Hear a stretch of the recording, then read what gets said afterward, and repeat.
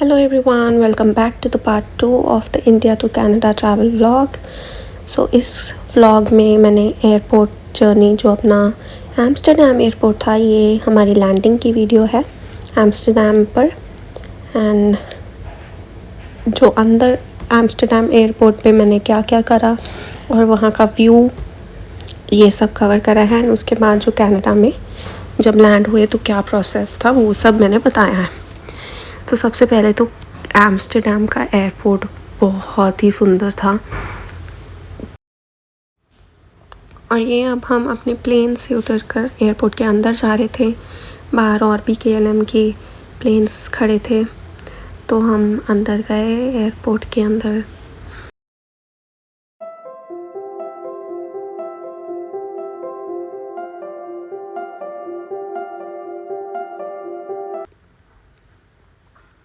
तो ये था एम्स्टर्डम एयरपोर्ट की स्टार्टिंग में। बट जैसे जैसे हम आगे गए थे हमें बहुत ही सुंदर व्यूज़ देखने को मिले थे। जैसे आप देख सकते हो, फुल लाइटिंग्स एंड ट्रीज़ पर लाइटिंग करके काफ़ी सुंदर लग रहा था, क्योंकि न्यू ईयर का टाइम था और क्रिसमस का टाइम था, तो सब ऐसे डेकोरेटेड था। बहुत ही अच्छा लग रहा था सब कुछ। Just look at this view, कितना सुंदर लग रहा है। बस अभी तो मैं ऐसे ही जा रही थी कि देखने की, क्योंकि बोर्डिंग पास पर अभी गेट नंबर मेरे नहीं मेंशन था। तो ये यहाँ पर कियोस्क था जहाँ पे हम अपनी फ़्लाइट कहाँ पे जा रही है, हमने कहाँ जाना है, उससे फ़्लाइट नंबर हम देख सकते थे। एंड उसका गेट यहाँ पे शो हो गया था, जैसे F7 यहाँ पर दिख रहा है। और फिर सब कुछ नीचे मेंशन था कि बोर्डिंग टाइम क्या है, हमने कितने बजे चलना है, सब कुछ, डिपार्टिंग टाइम सब लिखा हुआ था। फिर ये देखिए आप, ऊपर भी कितना सुंदर सब कुछ डेकोरेटेड हो रखा है। बस एक बार मैं गेट ढूंढ रही थी कि कहाँ से मेरी बोर्डिंग स्टार्ट होनी है, और उसके बाद मेरे पास सफिशिएंट टाइम था फिर एयरपोर्ट घूमने में और बाकी के स्टोर्स में जाने के लिए। मौसम काफ़ी ज़्यादा ठंडा हो रहा था बाहर, बिल्कुल बारिश वाला मौसम था। एंड फिर बारिश होने भी लगी थी, काफ़ी तेज़ बारिश हुई थी और बहुत देर तक। एंड ये देखिए कितने क्यूट सा रोबोट था, यहाँ पे क्लीनिंग कर रहा था। इसमें ऑटोमेटिक सेंसर भी था, जो कि अगर कोई आगे आ जाता तो वो टर्न हो जाता था। लोग ऐसे खेल रहे थे इसके साथ काफ़ी क्यूट था। तो बस अब मैं निकल गई थी देखने नए नए स्टोर्स पे जाकर कि क्या क्या है, और बस एक्सप्लोर कर रही थी एयरपोर्ट को।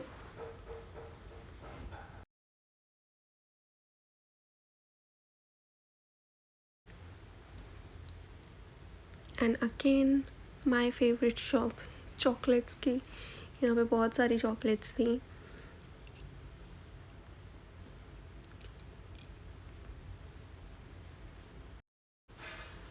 ये जो सेक्शन था, यहाँ पे जो चॉकलेट्स के कवर थे वो हम कस्टमाइज़ करवा सकते थे अपने नाम के लिए। अपने नाम का पूरा वो रैपर कस्टमाइज़ करके देते थे।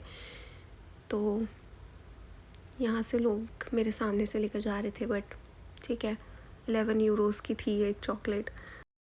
एंड ये रोबोट हमें फिर से मिल गया, क्यूट सा, इसमें गाने भी बज रहे थे। एंड फिर मैंने एक चॉकलेट ज़रूर ली थी, ये थी टोनीज़ चॉकलेट। जो वाइट चॉकलेट ली थी मैंने, क्योंकि मुझे बहुत पसंद है वाइट चॉकलेट। जब मैंने खाई थी मुझे इतनी कुछ पसंद आई नहीं, क्योंकि इसमें थोड़ा कुछ बटरी टेस्ट ज़्यादा था। मिल्क चॉकलेट, मतलब वाइट चॉकलेट जैसा फ्लेवर अच्छा मुझे तो नहीं आया। और अब ये मेरी बोर्डिंग स्टार्ट हो गई थी और हम जा रहे थे अपनी फ़्लाइट की तरफ। और मैंने इस बार भी मेरी विंडो सीट ही थी। एंड होपफुली मुझे उम्मीद थी कि इस बार मैं अच्छा व्यू देख सकूं खिड़की के बाहर से, क्योंकि मुझे फ़र्स्ट फ़्लाइट में तो कुछ भी नहीं दिखा था सिवाय के अंधेरे के। तो हम अभी बोर्डिंग कर रहे थे फ़्लाइट में। ये सारी बिज़नेस सीट्स थी, तो यहाँ से होते हुए हम गए थे। इनको तो आते सार ड्रिंक्स मिल गई थी हमें, फिर भी थोड़ा आधा घंटा रुक के हमें पूछा था जूस वगैरह के लिए। और बस अपना सीट नंबर देखकर मैं अपनी सीट पर बैठ गई थी। एंड इस बार मेरी बिल्कुल विंग के ऊपर वाली सीट थी। सेम मैगज़ीन्स थी और सेफ्टी इंस्ट्रक्शंस का एक मैगज़ीन थी।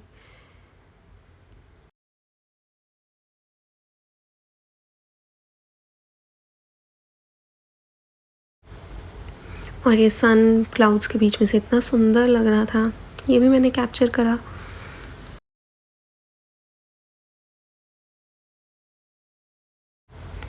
और अब ये मेरा प्लेन होने जा रहा है take off. Finally take off की वीडियो बनेगी जिसमें कुछ व्यू दिखेगा। काफ़ी ज़्यादा आवाज़ आती है टेक ऑफ के टाइम पर।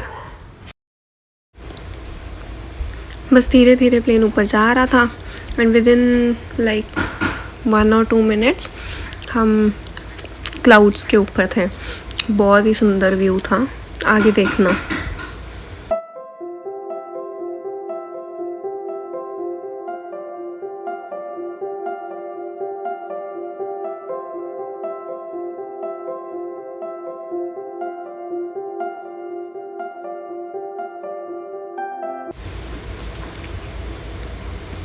Just look at this view, इतना सुंदर लग रहा था, मन कर रहा था बस वीडियोस ही बनाते रहूं। वो तो मैंने फिर भी शायद पोस्ट मैंने अभी 1-2 ही करी हैं, इस वीडियो में क्लिप्स ऐड इतनी ही करी हैं, बट मैंने कम से कम 15-16 बस ये ऐसे ही क्लाउड्स की वीडियो बनाई थी क्योंकि इतना ही सुंदर लग रहा था। अब उन्होंने हमें ये ब्रेकफास्ट दे दिया था। मैंने तो इंडियन मील कराई हुई थी तो मुझे आगे हाथ मिल गया। कई लोगों ने कराई नहीं हुई थी तो उनको कुछ खाने को ही नहीं मिला। वैसे तो दिखने में बहुत ही गंदा लग रहा था, खाने का मन भी नहीं कर रहा था। कहने को ये छोले की सब्ज़ी थी, पर at least something is better than nothing, क्योंकि कुछ लोगों को खाने को ही नहीं मिला क्योंकि सिर्फ चिकन रह गया था at the end of the day. और जो वेज थे वो कुछ भी नहीं खा पा रहे थे। इसमें हमें सैलेड के साथ एप्पल पाई मिली थी, वो बहुत ही टेस्टी थी। उसको खा के तो सच में मज़ा ही आ गया था। मतलब एक तो और होने चाहिए थे ऑप्शन अगर मिलती तो। फिर उसकी थोड़ी देर बाद उन्होंने हमें एक डेजर्ट दिया था, वो भी एक केक टाइप का ही कुछ था, ये भी काफ़ी अच्छा था। फिर मुझे घर वालों की याद आने लगी थी एंड मैं थोड़ा सा रोने लगी थी एंड ये था मेरा रोने के बाद वाला ग्लो। तो बस थोड़ा सा फ्रेश हुई, माइंड डाइवर्ट किया एंड फिर गाने वाने सुने एंड चिल हो गई।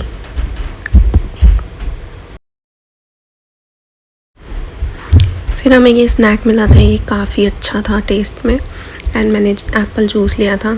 मैं टॉम एंड जेरी देख रही थी क्योंकि और कुछ समझ नहीं आ रहा था क्या देखूं, तो एक टॉम एंड जेरी की मूवी थी, मज़ा आया ये देखकर। तो बस खाया और व्यू एंजॉय करा।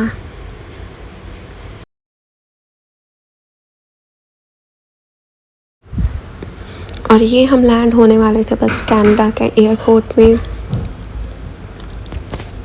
मेरी फ़्लाइट टोरंटो पियर्सन एयरपोर्ट तक की थी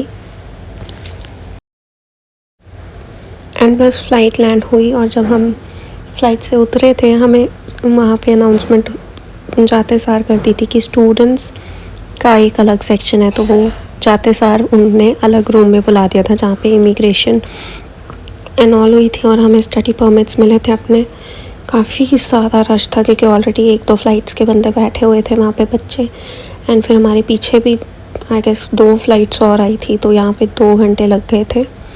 तो पहले यहाँ से वहाँ पे कियोस्क था, वहाँ से हमने कुछ क्वेश्चंस आंसर करके रिसीट मिलनी थी एंड फिर हमें सीट पर बैठ जाना था, अपने नाम की वेट करनी थी और फिर जैसे ही हमारा नाम आएगा तो वो हमें स्टडी परमिट दे देंगे।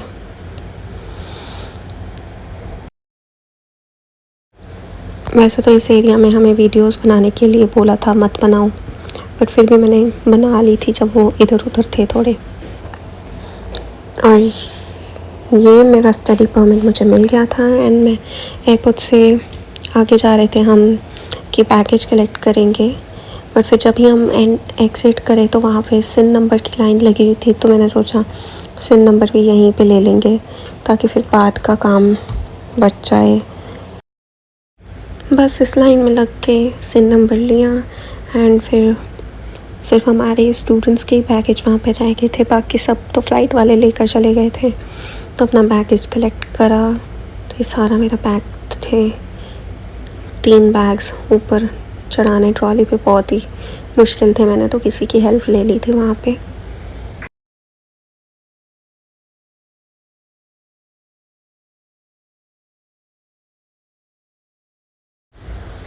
बस फिर जहाँ सारे लोग जा रहे थे उन्हीं के पीछे पीछे मैं जा रही थी, क्योंकि मुझे तो समझ नहीं आ रहा था एग्ज़िट कहाँ से है।